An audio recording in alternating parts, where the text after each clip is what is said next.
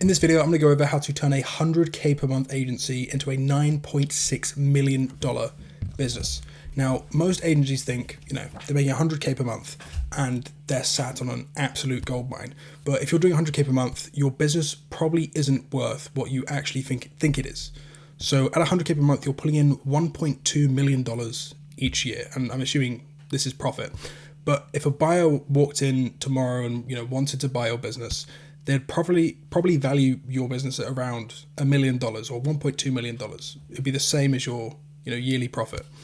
And it could even be less, to be perfectly honest. And it's not because your business isn't good. The cash flows there, 100K per month isn't a small amount. It's a very solid sort of small business monthly revenue, monthly profit even. But it's because you've built the business for cash flow instead of actually building it for enterprise value, right? It's the actual valuation price. And because cash flow will give you, freedom today. It's cash flow businesses are like lifestyle businesses. They give you lots and lots of money each month, but the enterprise value will give you wealth for life, right? It's the difference between building for just short-term freedom, short-term cash flow versus building to actually generate wealth and become, even a percentage of the likes of, Zuckerberg and Bezos and all these, massive tech companies. And so, I've mentioned tech companies. You're probably wondering who I am. Well, my name's Luke. I'm a software developer. A couple of years ago, I used to work at Amazon as a software developer.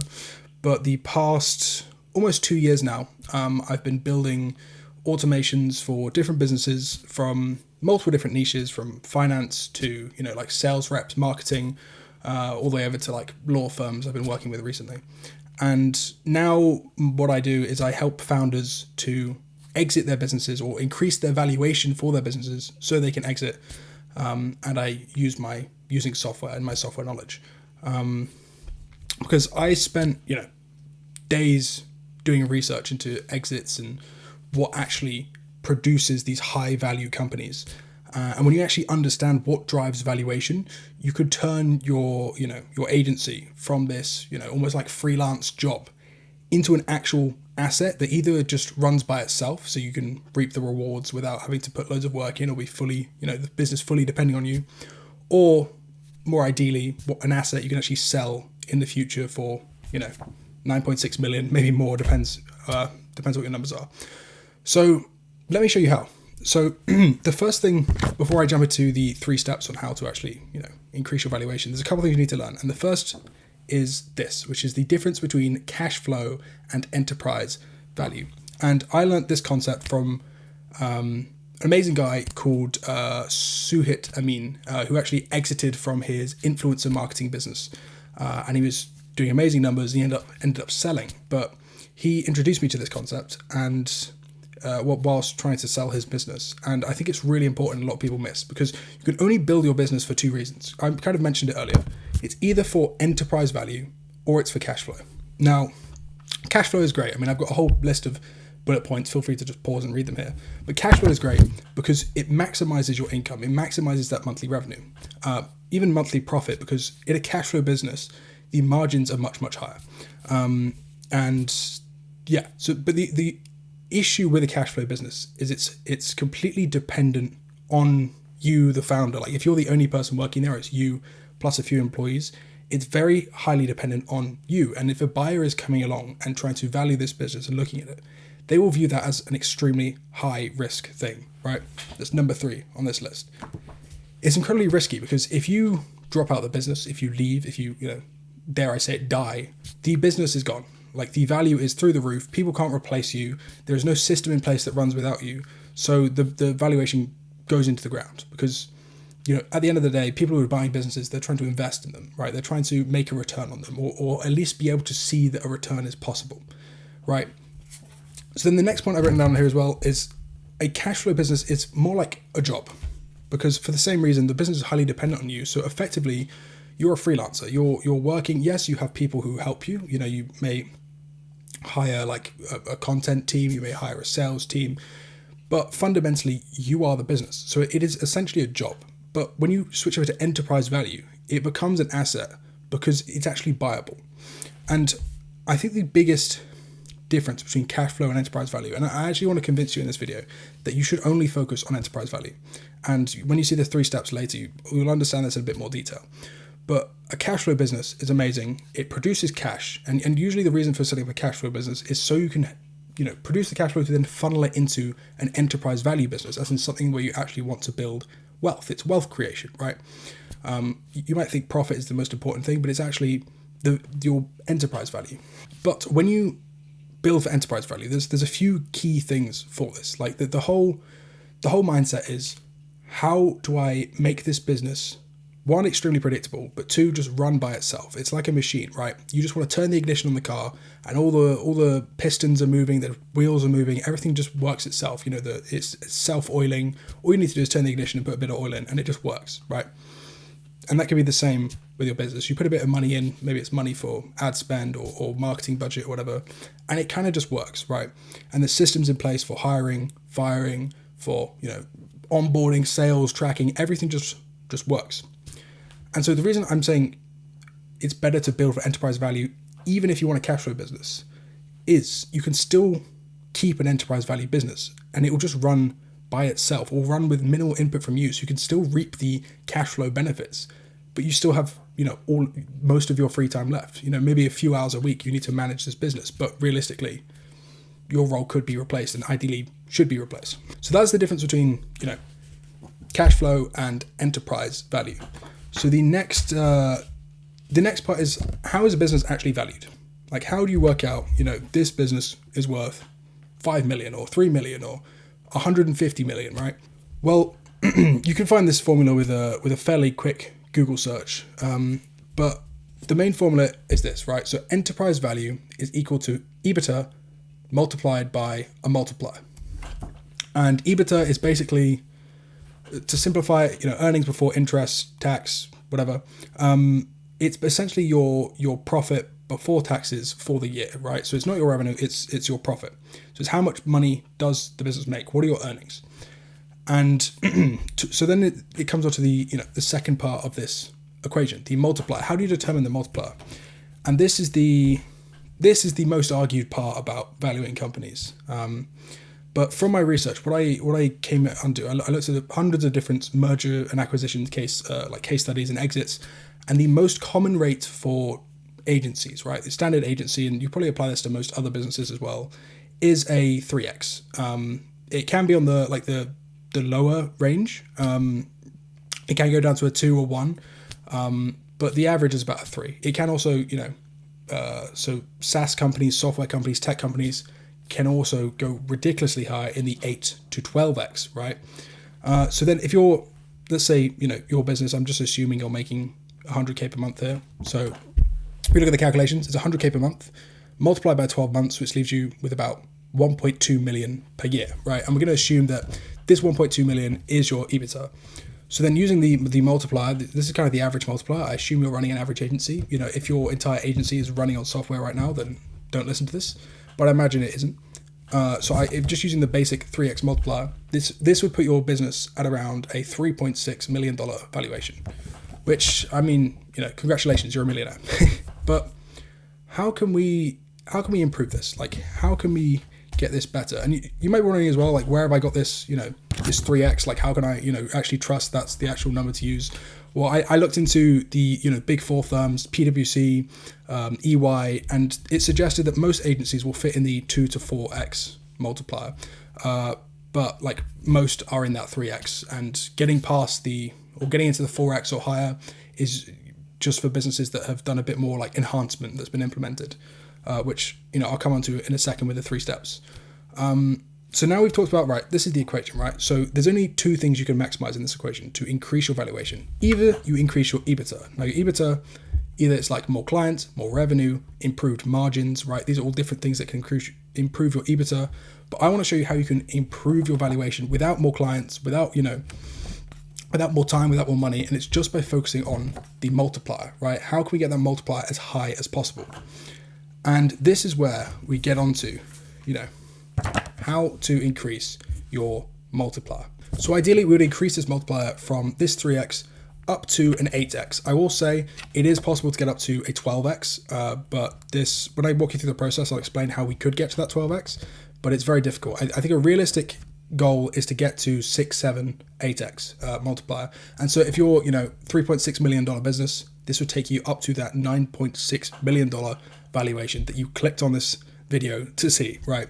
And this would be an increase of about $6 million in your valuation. So if you then went to sale, that's an increase in $6 million.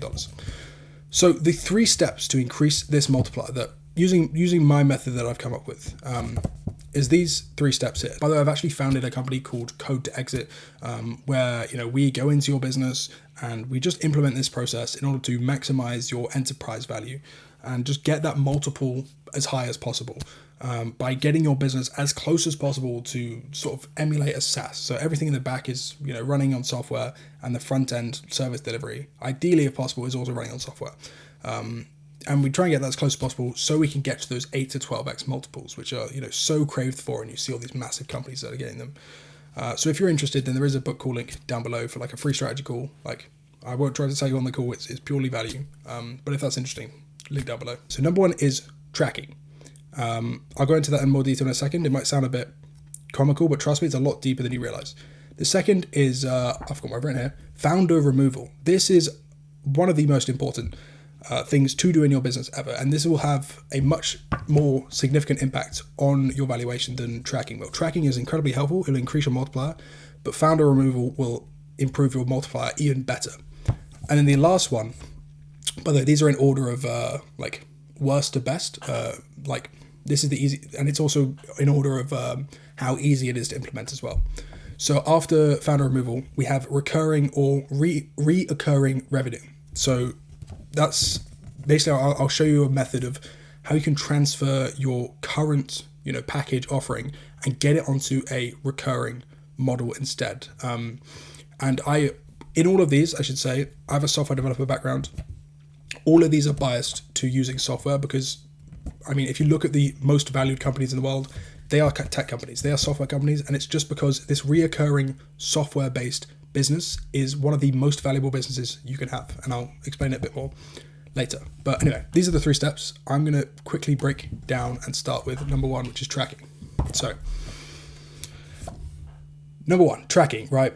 You may see on here, this is just a massive list, feel free to pause it, of different things you can track. And this process, as I've just written it in the top left here, it will increase your multiplier by around 1 to 2x, right? Depending on how much implementation we talk here. Now, you might think tracking is such a boring and basic, thing to do, but it's actually a lot deeper than what you might be thinking, right? A lot of people think, just track your revenue, track your margins, cost per acquisition, your, I don't know. There's so many metrics you can track for each stage of like your sales pipeline, from, acquiring customers to closing the customers to actually keeping customers, retaining customers, churn, for example. But I just want to kind of like zoom out on this, on this idea of tracking, because I want to look at it instead from the perspective of a buyer. Like, say you were going to go buy a business and you want to make sure this is a safe investment, right? You want to know that what you're getting, or what they advertise that you're getting, is actually what you are getting. And so this is where numbers come in. So would you rather a business, right, where it's, they say, we're doing 100K per month, but they can't show it on paper. Like, we're doing 100K per month, but is that going to last? Are you going up? Are you increasing in value each year? Is that 100K becoming 110, 120, going up to 200, 500? Is there a trajectory for increase? Is it plateauing, or is it decreasing, right? And then also it's like, where is that 100K coming from? Like, so a massive problem that really nukes businesses, that I found from doing some research, is something called client concentration, right? So when all the money that comes into your business, all the profit revenue, right, all the cash collected, if you like, what percentage of the total amount comes from individual clients? So for example, say you had one massive client, right? Say you're a marketing agency, you have lots of like small businesses, but then somehow you've managed to get a contract with like Google, right? And so then 80 to 90% of your income coming in each month is from that single Google contract. From an investor's perspective, if you lose that contract, something happens, they pull out, your business is just going to tank by 80%, which is ridiculous, right? And it's such a high risk investment, because when people are thinking about this, all this investment stuff, it's all about risk, right? It's risk and return. So how risky is this business, and is this business going to get me a return, or is it going to stay the same? Like, if it's the EBITDA, right? Say you're making 1.2 million a year, and it's completely plateaued, but it's secure on the plateau, and you're paying 3 million for it. Then 3 years you're going to get your money back, and then after that it's pure profit. And so this is why tracking is so important. And there's, I'll show this again. There's so many different things you need to track, from revenue, gross margins, right? Client retention, lifetime value, cost per acquisition breakdown. And by the way, these aren't just like single numbers. So revenue is by source, by product, by client tier. Gross margin is margin per client, per service you deliver. Client retention rate is based on cohorts, like monthly and quarterly. Then there's lifetime value, including like payback period. So in acquiring a customer, like how long until you get a return from that customer, for example. CAC breakdown, again, this is by even just down to the ad creative, but ad channels, attribution, all this stuff. Pipeline velocity, so this is about speed. So how long is a lead spending time in each different stage of your pipeline? Like how long are you nurturing them for? How long does that close process take? All this stuff. What's also like, how long does it take for them to onboard? And then there's, there's so many things. Project profitability. So of the time that you're tracking that is contributing towards a client project, how much is that contributing to the margin of that client? And then also like churn root causes. So clients are churning, but do you actually know why they're churning? Like, is there a clear path of improving that churn rate, or you know what I mean? And then also I throw in like SaaS style metrics, because I think if we're trying to get to those 8 to 12x multipliers, right, you need to treat the business like a SaaS. You are now a software company, right? Even if you're, marketing agency, even like a software agency, there's so many, a content agency, influencer marketing agency, there's so many different types of agency. But we want to get that as close as possible to a software. So are the operations running like a software? Is it automated? Is there systems in place? Is it running like that well-oiled machine? And then obviously last is, operational KPIs.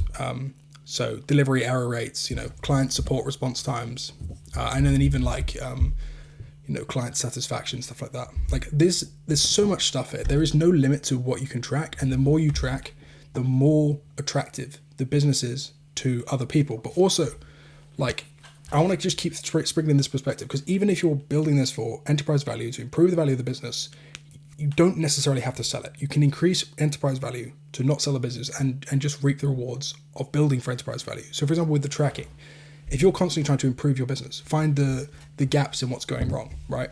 It's better to have all of this tracking in place to see what's going on instead of to not have the tracking, right? So this is why I'm saying it's always better to build for enterprise value, even if you have a cash flow business. So now I'll move on to step 2, right? Step 2 is founder removal. So step 1, tracking, had a 0 to 1x improvement, but step 2, founder removal, has on average a 1 to 2x improvement, which is very significant, right? So if you're valued at, you have the 1.2 million EBITDA, right? 1 to 2x is an extra $1.2 to $2.4 million in valuation, right? And that's money in your pocket if you're selling, or business value if you're not. I mean, I've heard of some people who increase the value of their business just so they can take loans out against the business to get money out of the business faster. But yeah, number 2, founder removal. Now, I think I mentioned this before, but founder dependency is a massive risk. And it's not just founder dependency. Like, I've called this founder dependency because it sounds cool, but realistically it's like core staff dependency.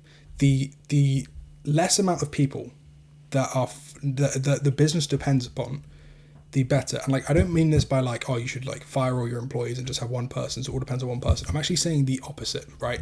If one person has too much responsibility, then there is too much business risk on that individual person. And as an example of this, there's a story of Alex Hormozi. He tried to sell a business, I believe it was Gym Launch or one of his gym businesses, and he was told by a investment banker friend of his that his business was worth $150 million. But he ended up selling it 2.5 years later for $46.2 million because of this reason, founder dependence. He was too involved in the business and it depended too much on him. And he did end up hiring a bunch of employees and all this stuff, but he didn't end up extracting himself from the business until it was too late. So he basically lost out on over $100 million in valuation, which is an insane story. So, I watched a video where he's describing this process and he regrets it a lot. But we can learn from his mistake, right?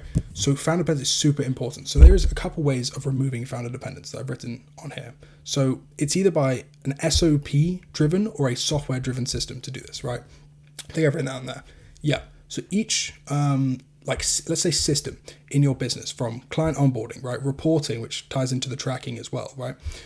Delivery management, so actually like the service delivery as well, hiring and training, all of these processes need to have a system in place, whether that's like an SOP so that someone else can learn from that system. So, say this key person gets fired, but you have a massive SOP in place, you could fully, train someone up in maybe a week or something based on this process, or they can learn side by side.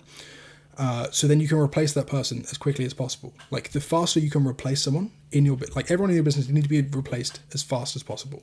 And so you can have an SOP, but it's about minimizing the dependence of each person. So maybe it's giving them actually less work and hiring more people. So each individual person is what's the phrase? A chain is only as strong as its weakest link. So if you have one person who maybe necessarily isn't the weakest, but it's highly dependent, and that chain goes away, you need to replace that link as quickly as possible. And that is directly tied to enterprise value. So for every system in your business, there needs to be, I'm obviously, like I said, I'm biased to the software approach, right? So I'd say you have onboarding, you have an SOP where you've got like some success manager or whatever that onboards this person. It's like, take them through this process. Or you could just install a automated onboarding system, sends the messages, gets the contract signed. Once the contract's signed, maybe it onboards them onto the right platforms and all this stuff, and it walks them through it. But having it as in software form is another way, and obviously my preferred way of removing this dependence on key individuals or core staff members.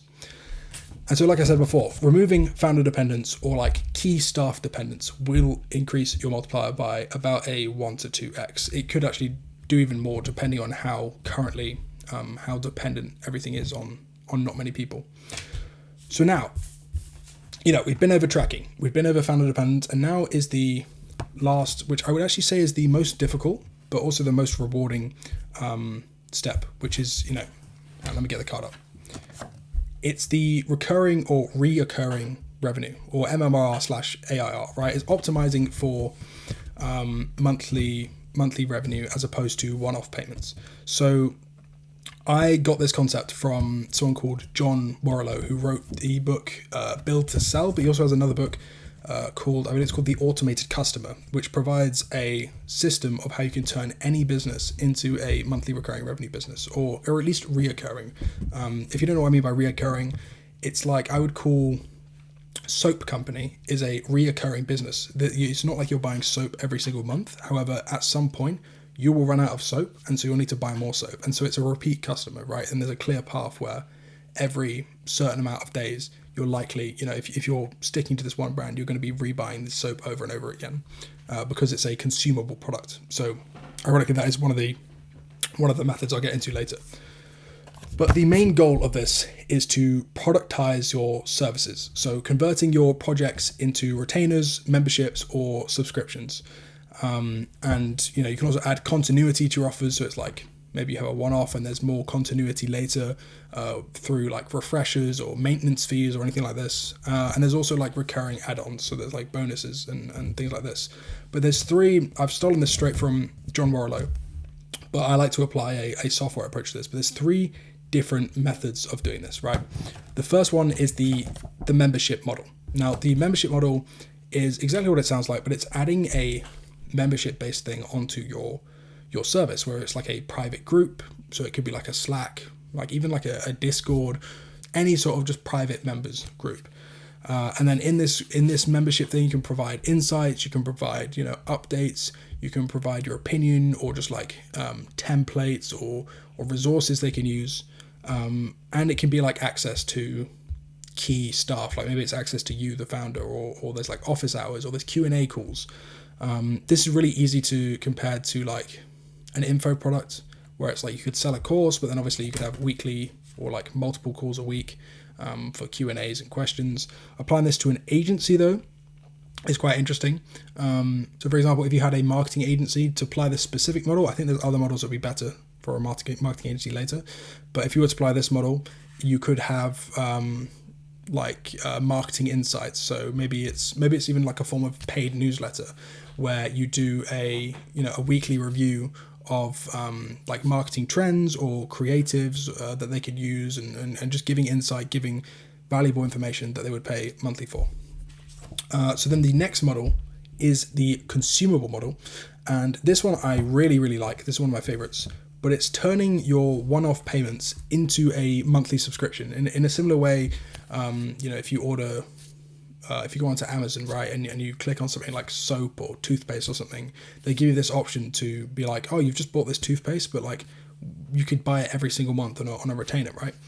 But to do this specifically for an agency, okay, let's say you're a content agency and you make creatives and you edit them, post them, whatever. You could turn that into just pay us per post sort of thing, into a retainer where you say, give us X many thousands a month, and we'll produce this many pieces. We'll produce 5 or 10 pieces of content a month or a week or whatever your service or your contract is. And so then you've taken it from this one-off, like, just paying for these things, to actually they're stuck on this contract, which produces the monthly recurring revenue. But the ultimate goal of this is the predictability of knowing each month I'm going to get this much money, and this is how much work we need to do. And everything is very static. Like when you have one-offs, it's like maybe they just suddenly decide this month we want 200 posts for whatever reason, but last month they only wanted 20, which is, you see it as a benefit. But also the opposite can happen. Like we had 200 this month. We actually only want 10 this month. And there's a massive cut down. And if they do need more, more posts or more, you could do it through marketing campaigns, more email campaigns. And again, it doesn't have to be per month or per week. You could have campaigns per quarter. So each quarter you could run one large marketing campaign if you're a marketing agency. If you're a video editing agency, edit this many videos per month. And anything above that limit is like an add-on, so you could pay extra or something. But the main goal is any source of this recurring revenue. And the third model I've got on here is the sunk money subscription. I will say I've put 3 on here, but just to save time, like there is literally 10 to 20 different models you could apply to this. So don't think this is like the only models. But the sunk money model, this one's very interesting as well, because this one applies the one-off payment. So say you're a growth agency, or like you make marketing funnels, or you do something like that. This is where you would build the funnel for a base fee. So you pay, X many thousands to set up this funnel.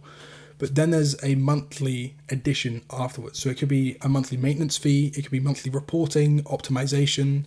So in the example of like building a funnel, you could build the funnel for them and then have a monthly, you look into all the data of the funnel, you optimize it, you improve it, and then you give them a report on what you've done and how it's affected it and what you're trying to do next or something. So then this takes this one funnel, which before you might have just built and then just let the client go, into a recurring thing where you're just constantly keeping on top of it. And this can be applied to any system or anything where you can build it and then need some sort of tracking, or it needs some care afterwards. It is a really good application for this. So those are the 3 different steps to do this. Like first was tracking, second is founder removal, and third is this recurring or reoccurring revenue. And the result of all of this is, like, first of all, you have the tracking. Something I forgot to mention about the tracking is if you do end up going through the exit process, then towards the end of this process, there's something called due diligence, which is essentially where your business will get absolutely ripped to shreds, right? So at the start, you have your information referendum, which is like your pitch deck for your business. And when you create this, obviously you need to know your numbers, you need to be able to forecast and project future growth, and but the due diligence is horrible. They will literally rip your business piece by piece. They'll look at intellectual property. So maybe you paid a graphics designer in the past, and they want to make sure that they don't want to claim IP of your logo or something. They'll look into like employment status to see if your employees are actually legally our employees, or if they're contractors or freelancers. They'll also look into all of your numbers to make sure you haven't lied about anything. Everything's as expected. You're making this much money. You're, like I said about the client concentration earlier, they'll look into all these tiny metrics, and it's really, really important that you have all this data for this.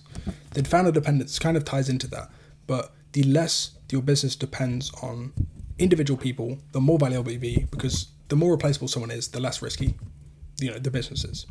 And then finally, the MRR, which is absolutely massive. So the MRR can actually increase your monthly profit. It could increase your margins. I like to apply like a SaaS approach to it, right? So either building, so I mentioned the three models on here, right? I mentioned these three models. I like those three because I can apply software to them.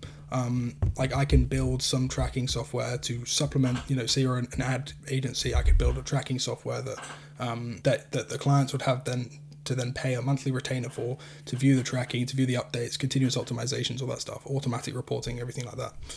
After this entire process, right, we reach the final valuation.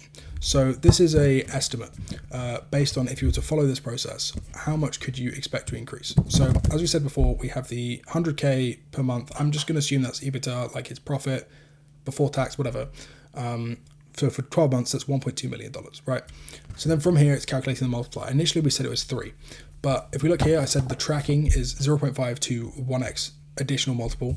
The founder removal is a 1 to 2x, and the MRR, recurring revenue, is another 1 to 2x. So this means, I think it says it on here, yeah, we can actually take our multiplier from 3x up to, we're in here, yeah, up to a 5.5 to 8x, right? So that's kind of the range you could expect to get out of this. And so then, multiplying your EBITDA by that, the 1.2 million, multiplied by 5.5 or multiplied by 8, we get a 6.6 to 9.6 million dollar valuation, which is a absolutely massive increase, right? You've increased your business value by almost $6 million by just implementing a few fairly simple systems. I mentioned partway through the video, if you don't want to do this process yourself, this is literally what my business is. I go into people's businesses, I rip it apart, see where I can improve, and I apply my software knowledge and apply my software systems to increase the business valuation. So I install automated tracking, automated reporting for as much as possible, right? It varies business to business, but I need to find out what I'm able to track first, and then I can do it. I also, install automated system to replace founders, to replace key employees. Like I said, you either implement an SOP or you implement a software system. And then finally, the MRR. So this is the slightly more difficult one, but it's either replacing your service entirely by a software-based retainer product, or it's adding some form of recurring revenue, again, through a SaaS, through a software, to increase that business valuation, which can also increase the EBITDA, but I don't consider the EBITDA. I just consider the multiplier improvement from all of this. And if this is something interesting for you, then it's completely free. Like, I'm not going to try and sell you anything, but there is a strategy call link down below where I'll just, I'll be on the call. I'll just walk through how your business is running, your numbers and stuff like that, to see how you could improve it. I will apply this process to your business, like completely free, whatever. And from there, we can talk about it.